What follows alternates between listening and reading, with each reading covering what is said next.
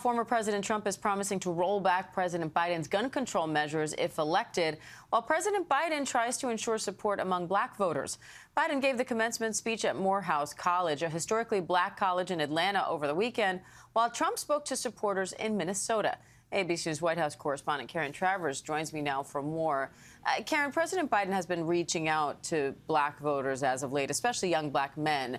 But his commencement speech at Morehouse garnered some mixed reaction. What stands out to you here? You know, there was a lot of consternation ahead of the president's speech because some students and faculty were strongly opposed to the president coming down and delivering those remarks. Diane, this was the first time the president addressed students in that type of setting since campus protests have broken out on college campuses across the country. The president did not shy away from talking about the situation in Gaza, saying that he has called for an immediate ceasefire to bring hostages home. But there were silent protests at that address by the president. There were some students who turned their backs, turned their chairs while he was speaking. One professor stood up and stood on her chair, raised her right fist in protest, but otherwise there wasn't any disruptive protest like maybe some were anticipating. The leadership down there at Morehouse College had said they would shut down the commencement if there were things that got out of hand. The White House had said all along the president, of course, supports people's rights to protest and be heard.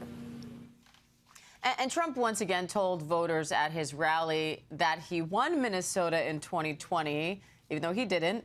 He is also promising to roll back President Biden's gun control measures if elected. How is that speech being received, and how big is this endorsement from the NRA for him? You know, the NRA is maybe not as powerful as they were in previous election cycles. A lot of legal issues, much more embattled right now. But for the president, former president, this was a chance to go down there and give red meat political speech to a group that has been fiercely supportive of him.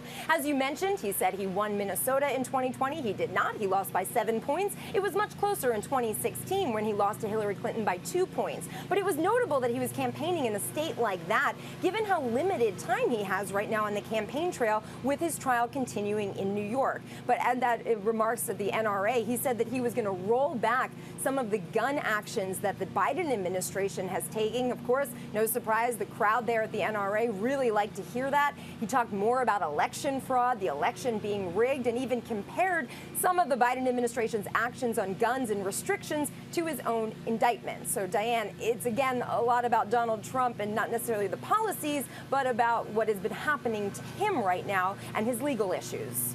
Now, both Biden and Trump are historically unpopular right now. So how are they trying to close that gap before the election? And do they have to?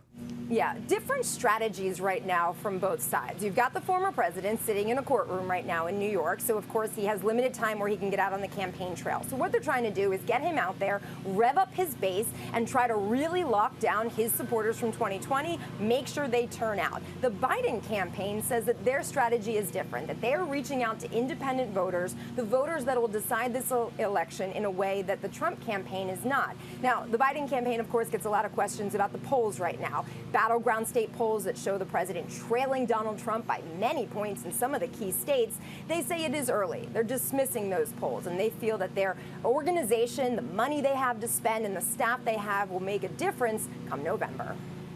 All right, Karen Travers, thank you.